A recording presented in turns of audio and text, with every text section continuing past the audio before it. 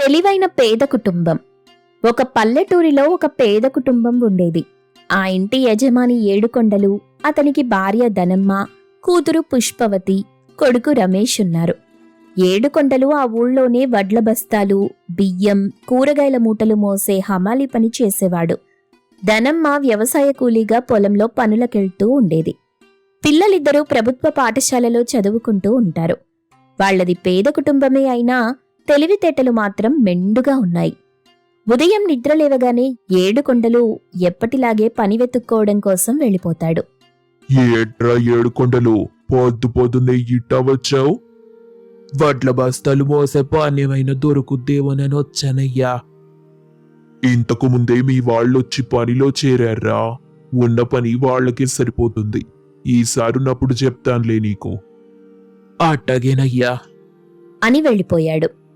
తన తోటి కూలీ మగవాళ్లు అది చూసి నవ్వుకుంటారు. ఒరేయ్, ఈ రోజా ఏడుకొండగాడికి పని దొరకటం కష్టమే. ఏమోరా, ఆడి తెలివి గురించి మనకు తెలిసిందేగా. ఎట్టాగైనా పని సంపాదించుకుంటాడు. ఇంట్లో పిల్లలిద్దరూ బడికి బయలుదేరుతుండగా రమేష్ సంచి బొందు ఒకటి తెగిపోయింది. అయ్యయ్యో, బొందు తెగిపోయిందే. రమేష్ ఏడుపు మొహం పెట్టుకుని, ఈ సంచి పని అయిపోయిందమ్మా, నాకు కొత్త సంచి కావాలి. ఇంట్లో ఉన్న ఖాళీ గోతాలన్నీ అయిపోయాయిరా. నాన్న పని నుండి వచ్చేటప్పుడు ఖాళీ బియ్యం గోతం తీసుకొస్తానని చెప్పారు. తెచ్చాక సంచి కొడతానులే.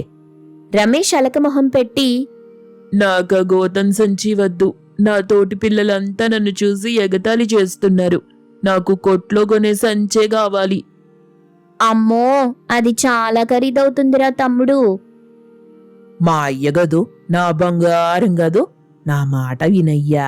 డబ్బున్నప్పుడు కొని పెడతానులే అని బ్రతిమాలుతుంది కొడుకుని ధనమ్మ. తమ్ముడు, సంచి కాదురా ముఖ్యం, చదువే ముఖ్యం నువ్వు మాట్లాడకు అని కోపంగా కసురుకుంటాడు. ఒరేయ్, మన పక్కింటి వాళ్లైతే వాళ్ల పిల్లల్ని బడికి పంపించకుండా పనికి తీసుకెళ్తుంటే మన అమ్మ నాన్న మన జీవితాలు బాగుండాలని మనల్ని బడికి పంపిస్తున్నారు. వాళ్ళు పస్తులుంటూ మనకి 3 పూటలా కడుపు నింపుతుంటే నువ్వు అర్థం చేసుకోకుండా మన స్థాయికి మించిన కోరికలు కోరితే వాళ్ళెలా తీరుస్తారా?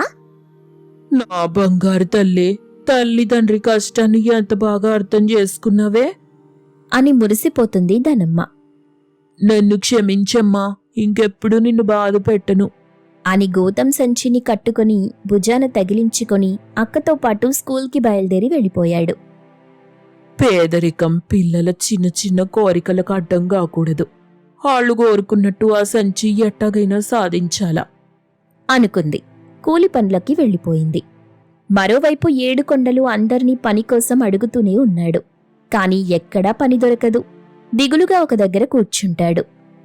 పొలంలో అన్నం సమయం కావడంతో తోటి కూలీలు అన్నం తింటుంటారు.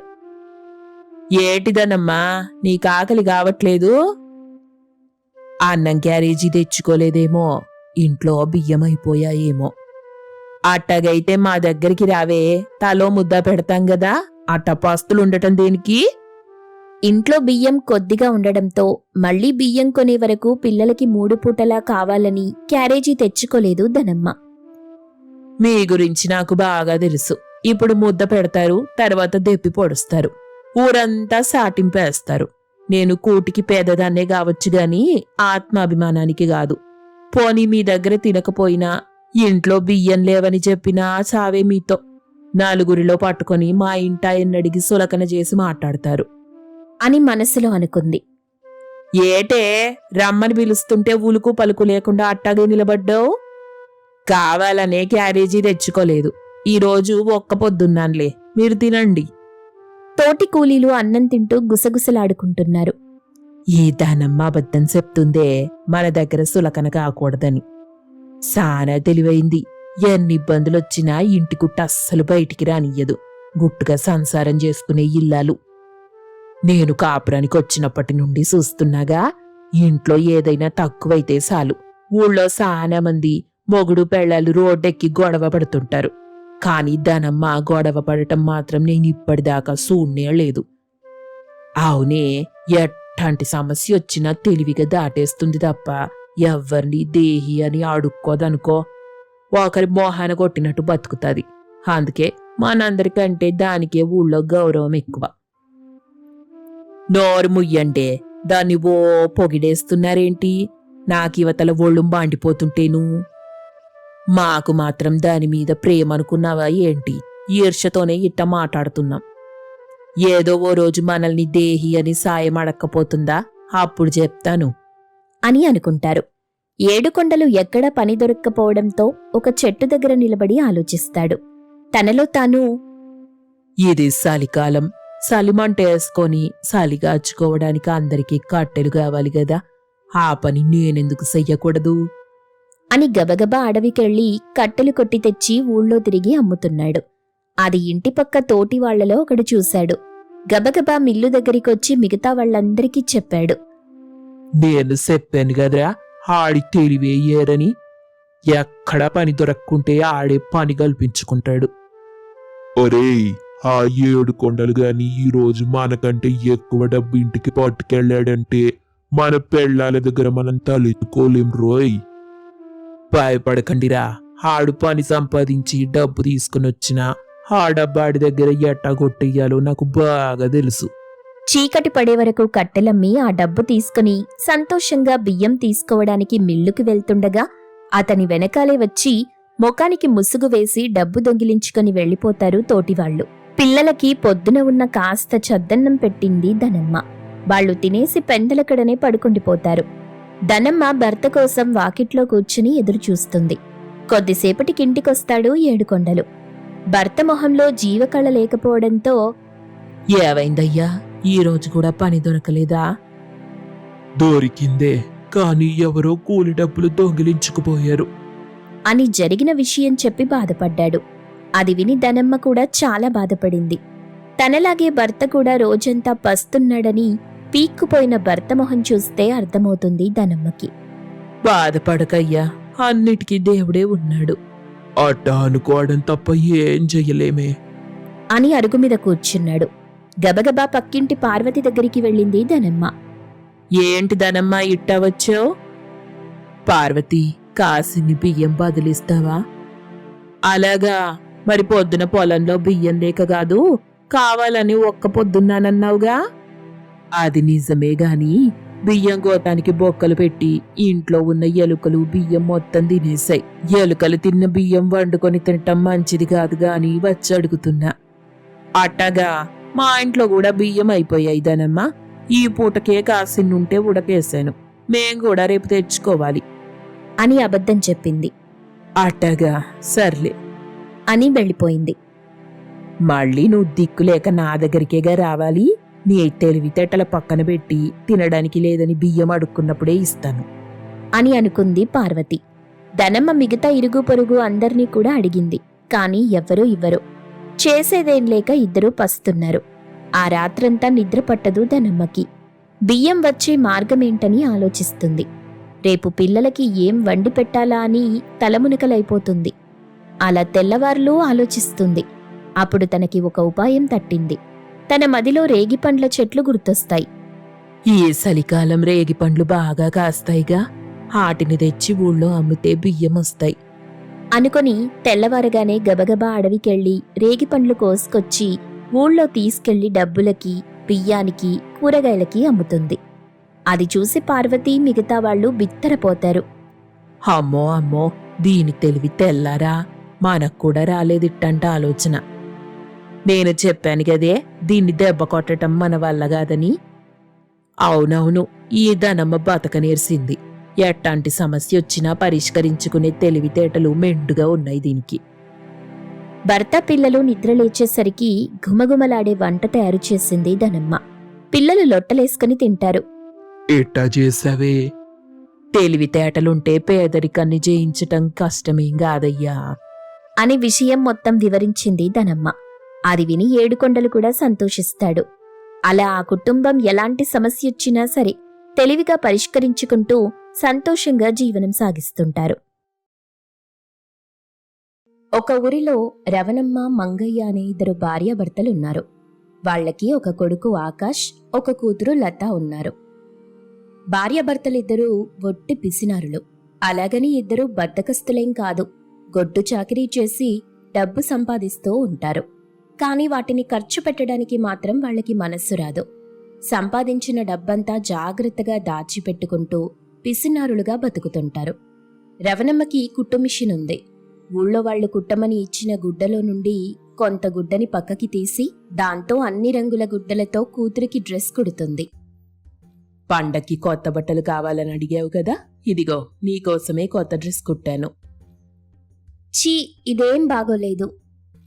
ఏంటే చీ అంటున్నావు? ఇంత బావుంటేను నీకోసం కష్టపడి కుట్టాను. ఇది వేసుకుని రోడ్డు మీదకెళ్తే కుక్కలు నా వెంట పడతాయి. పాపంలే పోని అని కుడితే ఇలా అంటావేంటే? ఇలా ఊళ్ళో వాళ్ళిచ్చిన బట్టలు నుండి కొంచెం తీసి ఈ బట్టలు కొడితే అందరూ నన్ను ఎగతాళి చేస్తారు.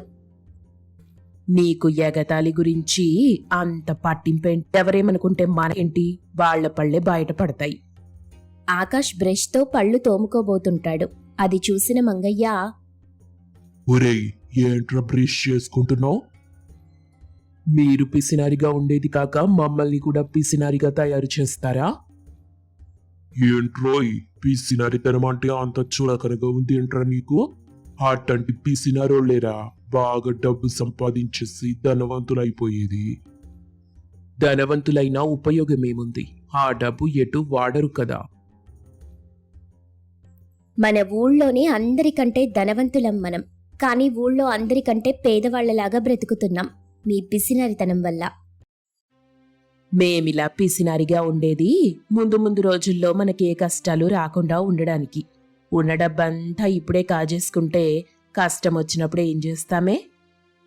ఇప్పుడు వచ్చే కష్టం గురించి ఆలోచించి ఇప్పుడు మనల్ని మనం కష్టపెట్టుకుంటున్నాం. కష్టాలు రాకుండా డబ్బు దాచిపెట్టుకోవడాన్ని పొదుపు అంటారు. మీది పొదుపు కాదు, పిసినారితనం. మీరు ఏవైనా అనుకోండి, మేము మారం, మేమింతే. మేమున్నన్నాళ్ళు ఇట్టాగే ఉంటాం. మీరిద్దరూ ఆ పిసినారితనాన్ని అలవాటు చేసుకోండిరా. రేపు పెళ్ళయ్యాక మీ సంసార జీవితం బావుంటుంది. ఒకరోజు మంగయ్య వాళ్ల దూరపు బంధువైన పేరయ్య భార్య వీరమ్మ, కొడుకు వరుణ్, కూతురు దివ్యాలతో మంగయ్య ఊరికొస్తాడు. ఆ ఊరు మొదటిసారి రావడంతో పేరయ్య ఇంటి చిరునామా కోసం ఊళ్ళో అడిగాడు. యావయ్యా, మంగయ్యిల్లెక్కడా? మంగయ్య అంటే ఎవ్వరికి తెలీదయ్యా. పిసినారి మంగయ్యాను అందరికీ తెలుస్తుంది. అదిగో ఆ ఇల్లేపో. అలా అందరూ మంగయ్య ఇంటికి వెళ్లారు. ఇదేంటి వస్తున్నట్టు ఒక్క ఉత్తరం ముక్క కూడా రాయకుండా వచ్చేశారు? ఏం లేదురా తమ్ముడు, అనుకోకుండా ఈ ఊరి మీదుగా వెళ్తున్నాం. అకస్మాత్తుగా నువ్వు గుర్తొచ్చావు. మనం పెద్దోళ్లమై పెళ్లిళ్ళైపోయాక ఒక్కసారి కూడా నేను మీ ఇంటికి రాలేదు కదా. అందుకని ఎలాగైనా సరే వారం రోజులు మా పిన్న తమ్ముడి ఇంట్లో ఉండాల్సిందేనని మా అమ్మ పట్టుబట్టింది. ఆవిడ మాట కాదనలేక మేమందరం కూడా అన్ని పనులు ఆపుకొని టొచ్చేశాం.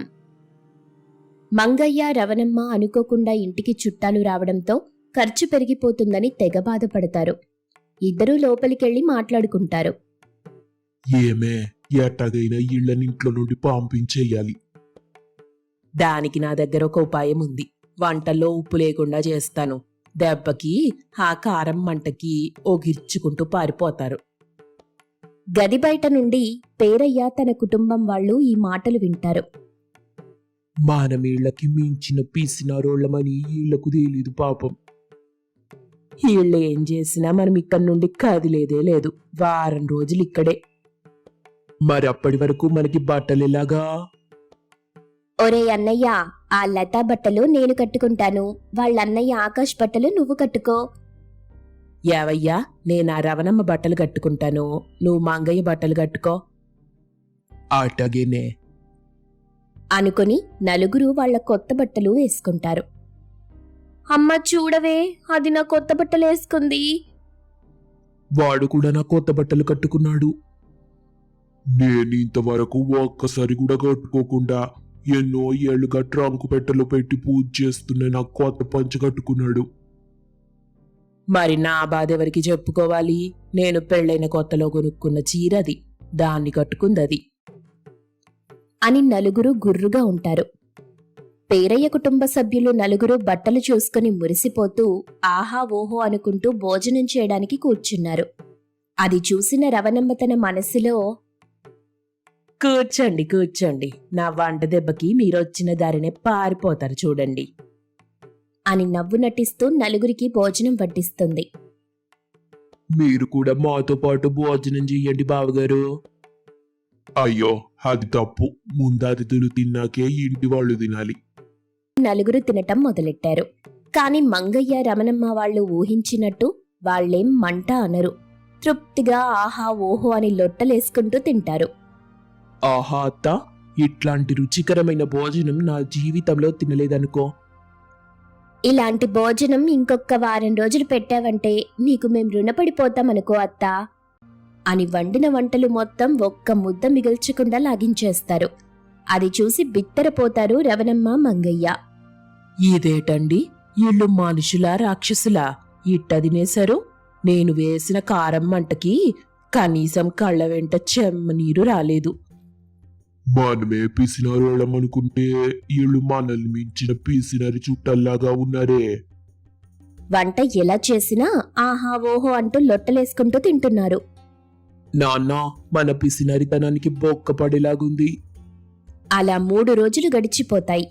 వీళ్ల పీడ ఎలా వదిలించుకోవాలా అని తలపట్టుకుంటారు రవణమ్మ మంగయ్య. రాత్రిపూట అందరూ పడుకున్నాక పేరయ్య, వీరమ్మ, దివ్య, వరుణ్ నలుగురు నిద్రలేస్తారు. నెమ్మదిగా అడుగులో అడిగేసుకుంటూ వంటగదిలోకొస్తారు. తమతో పాటు తెచ్చుకున్న ట్రంకు పెట్టెను తెరిచి దానిలో వంటగదిలో ఉన్న ఉప్పు, కారం, పసుపు, ఉల్లిగడ్డలు, ఎల్లిపాయలు, నూనె ప్యాకెట్లు ఇలా ఒక్కదాన్ని కూడా వదలకుండా అన్నింటినీ పెట్టెలో నింపుకుంటారు. మరో సంచిలో ఇంట్లోని మచ్చుబల్ల మీద ఉన్న సామాన్లన్నీ వేసి మూట కడతారు. ఇంకో సంచిలో చీపురు, చాట, బకెట్లు, సబ్బులు వేసి మూట కట్టుకుని తలా ఒక మూట నెత్తిన పెట్టుకుని తుర్రుమంటారు. తెల్లవారి లేచేసరికి ఇంట్లో ఒక్క వస్తువు కూడా లేకుండా ఇల్లంతా బోసిపోయి ఉండడం చూసి ఆశ్చర్యపోతారు నలుగురు. సామాన్లతో పాటు బంధువులు కూడా కనిపించకపోవడంతో వాళ్లకి విషయం అర్థమైపోతుంది. ఇన్నాళ్ళు పిసినారితనంతో మనం దాచుకున్న వాటన్నింటినీ ఒక్క రాత్రిలో ఊడ్చుకెళ్ళిపోయారే. ఏళ్ళు పిసినారి చుట్టాలా లేక బందిపోటు దొంగలా అని నలుగురు ఏడుపు మొహాలు పెట్టుకుని బావురుమంటారు.